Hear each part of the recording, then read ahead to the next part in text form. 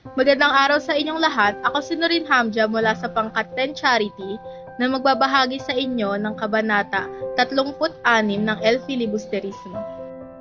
Kabanata 36, ang kagipitan ni Ben Saib. Mga nilalaman ng aking presentasyon ngayong araw. Talasalitaan, mga tauhan, buod ng kabanata, mga aral at mensahe. Magtungo naman tayo sa mga talasalitaan. Kaguluhan, kawalang kaayusan o kalituhan. Gulok, itak, karaniwang ginagamit para sa pagputol ng mga puno o malalaking halaman. Pulbura, isang uri ng materyales na ginagamit para sa mga pampasabog. Inaya, iniimbita. Kumbento, lugar kung saan naninirahan ang mga praile o pari. Mga tauhan, si Ben Saib, si General, si Padre Irene, si Don Custodio, si Padre Saldi, si Padre Camora, si Matang Lawit at si Simon. Ang pangunahing tauhan sa kabanatang ito ay si Ben Saib, isang mamahayag na maabilidad sa pagsusulat. Gumawa siya ng mga kwento na mas tumatampok sa mga awtoridad at simbahan habang pinahihina niya ang imahe ng mga tunay na biktima.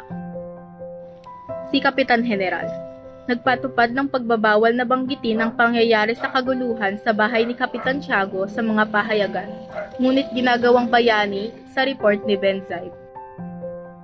Padre Irene, isang tauhan na ginawang bayani sa sulat ni Ben Saib.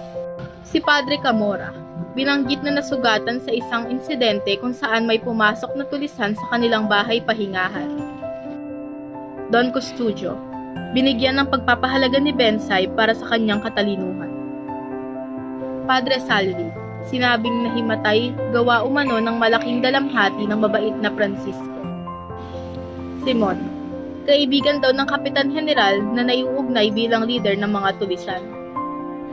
Matanglawi na si Cabezang Tales, ang karakter na nag-imbita sa mga tulisan para sumalakay sa kumbento at mga bahay ng mamamayan. Tumungo na tayo sa buod ng Kabanata 36. Matapos ang mga kaguluhan sa bahay ni Kapitan Tiago, pumunta si Ben Saib sa kanyang bahay upang magsulat ng artikulo. Binago niya ang katotohanan at ginawang bayani ang general at si Padre Irene.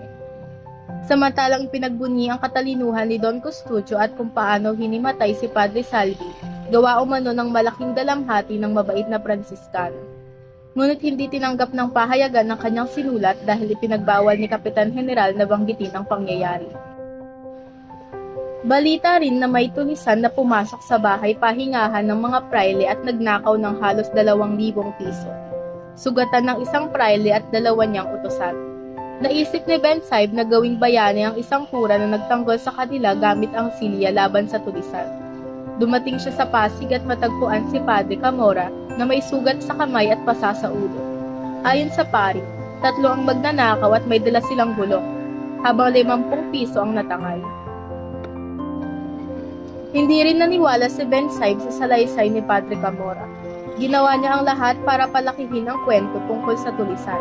Sa isa pang balita, may isa sa mga tulisan na nahuli. Inamin nito na inaya sila ng Matanglawin para sumalakay sa kumbento at mga bahay ng mayayaman.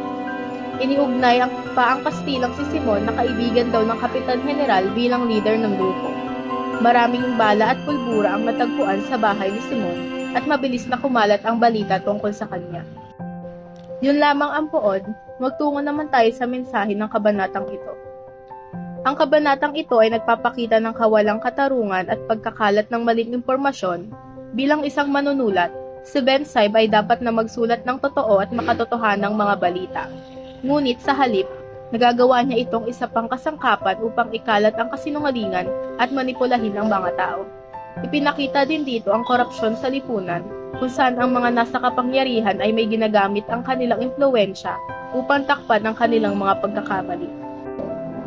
Ang aral dito ay, ang kabanatang ito ay nagbibigay din sa mga kahalagahan ng pagiging responsable sa pagbabahagi ng impormasyon at sa pagpapahayag ng katotohanan. Lalo na sa panahon ngayon na ang kasinungalingan ay madaling makalat dahil sa teknolohiya at social media.